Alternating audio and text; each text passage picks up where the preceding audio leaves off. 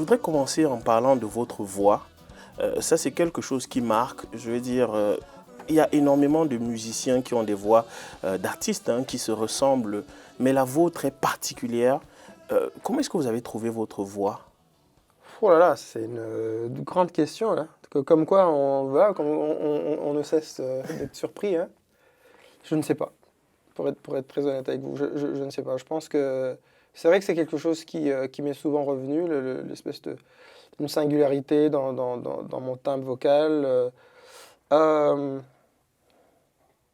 je, je pense, j'ai un ami que vous connaissez probablement, qui est un genre de mentor qui s'appelle le Kwakanza, qui une fois m'avait dit que sans m'en rendre compte, évidemment mes influences étant essentiellement afro-américaines, donc la soul, le R&B et tout ça, sans m'en rendre compte qu'il y avait énormément de, de, de techniques de chant traditionnel rwandais dans ma façon de faire.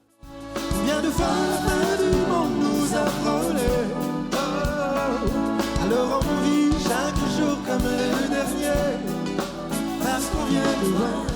Alors, parlons d'identité musicale. Vous faisiez allusion à ça à l'instant. Vous avez sorti 8 albums depuis 2002, parce que je crois que la date officielle de sortie de Parce qu'on vient de loin, c'est 2002. Donc, quand j'écoute ces albums-là, je me rends compte qu'il y a beaucoup de changements, parfois dans les albums en termes de rythme. Il y a du R&B, il y a souvent des chansons qui ressemblent un peu à du reggae dancehall. Je pense par exemple à Tu mérites mieux avec Gage, votre ami.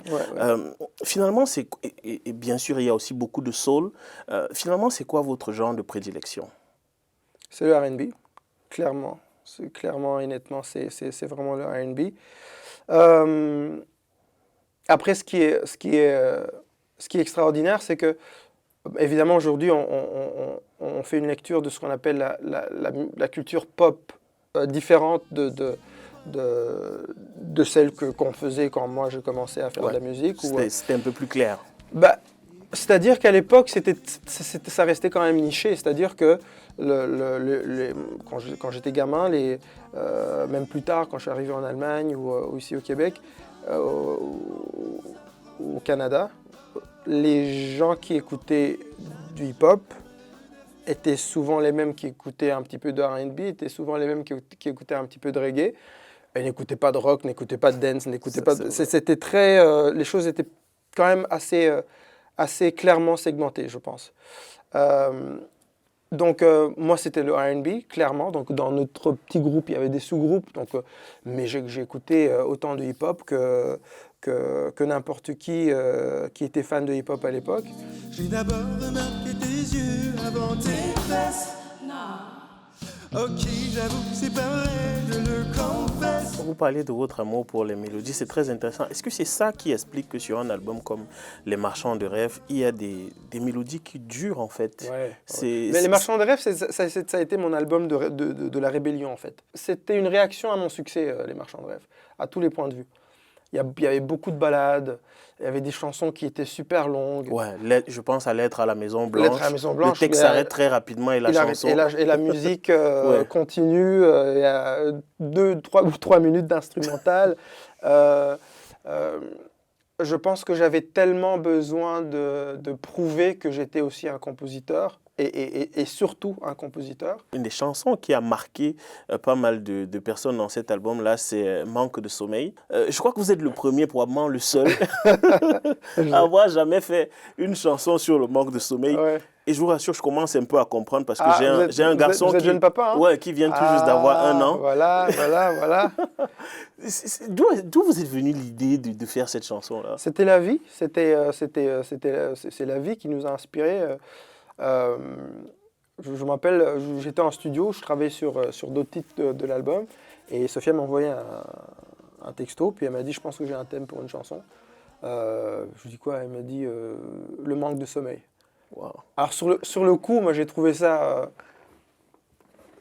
c'est à la limite du comique, parce que comment est-ce qu'on rend ce thème audible? Oui.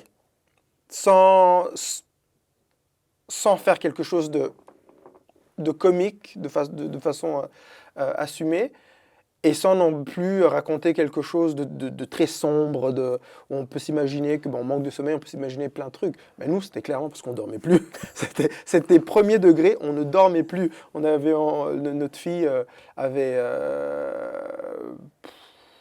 peut-être 2 ans et demi à peu près quand on a commencé à écrire sur l'album. Et elle ne dormait pas, quoi. Et je pense que et ça, c'est les joies ou le luxe que l'âge nous procure, c'est que des fois on se donne des libertés comme ça, de dire c'est complètement hors code, mais on le fait quand même parce que ça nous raconte nous. Comme toi, tu fais comme moi, on a ce qu'on nous donne et le reste on l'apprend. On est fait de prières et de nombreux d'enfants. On est fait d'hier, tous prisonniers du temps. Mais qui est comme toi, qui est comme moi? Personne. Qui suis-je pour